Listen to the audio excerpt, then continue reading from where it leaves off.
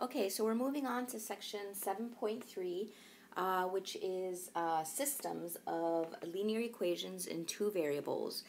So notice here at the top I have systems of equations, and there's many different types of equations. In the last section we've been focusing on linear equations. So let me maybe add that in there. So systems of linear equations, right? Specifically lines. Not all equations are lines, right?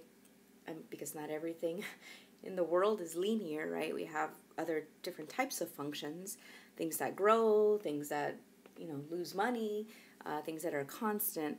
So this is just a nice little diagram that I constructed just kind of to explain how to classify these systems of equations. And of course we've been graphing, so in order to be successful in this section, you have to know how to graph a line. And you have a preference. You can use the slope-intercept form. You can plot points. You can use the intercept method. It's up to you. It's your preference.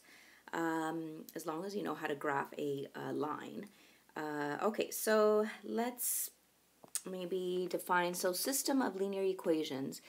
So we've been talking about equations, okay? And let me just stick with blue here. So we've been talking about the standard form, ax plus by equals c, right? Where a, b, and c are real numbers and x, y are the coefficients, right? If you graph this equation, it's gonna be a line. Now, a system of equations is two or more linear equations, not linear all the time. In this specific case, they're linear, but you're going to have two equations. So maybe let's call the other one. So let's see, ABC, D, E, F, right? Dx plus EY equals F. So I have two lines. And usually I wanted this black. There we go. We usually have this brace, right? Like the set builder notation brace, just a little bit bigger, just kind of to group these equations together. So let me just kind of move down really quick. I'm going to go ahead and explain this intermediate part here. But notice that at the very bottom, right, we have three cases. You're either going to here's one line, right? Maybe the red, and here's the blue.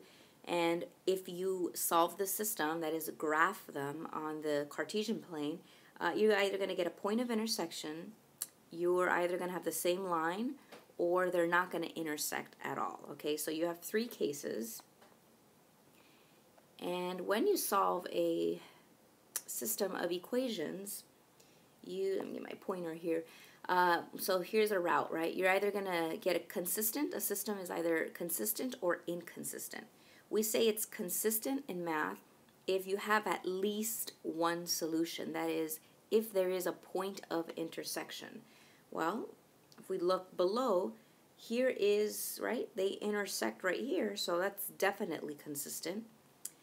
Here, we actually graphed, this is really the same line. It's line 1, and then if you graph line 2, which will really be in disguise as line 1, and you graph over it, right, you're really graphing the same line. So again, they intersect at every point. So that is consistent. And of course, inconsistent is we're looking for where they intersect. Well, parallel lines never intersect, right? They're never going to intersect. So we either have consistent or inconsistent if there's no solution. Or in other words, empty set, right? This is from chapter 2 in set theory. Now, notice again, if you have a system that's inconsistent, right, there's nothing interesting going on. There's no solution, so that's it. There's no solution, they don't intersect. We can't really discuss any interesting details. But if a system is consistent, that is, if it does have a solution, right, at least one solution, we can break it down and we can say the system is independent or dependent.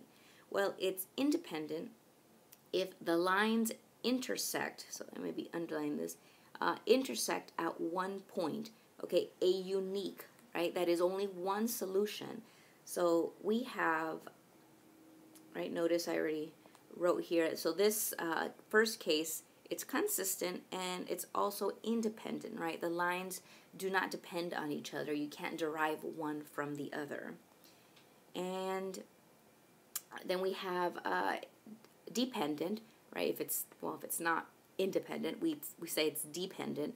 And the dependent case is when the lines, okay, are coincident or infinitely, there's infinite number of solutions. So basically, if you have the same line, if you graph one line, so what you'll be doing is, you know, let's say you graph one line, right? That's, you know, line 1, and then line 2 just happens to be the same line. Well, again, if you graph over it, well, where do they intersect? Well, here, here, here. I mean, everywhere, because they're the same line. So again, terminology-wise, we say that the lines, okay, are independent or dependent. The system is consistent or inconsistent. So that's just kind of the big picture of what we're going to be doing.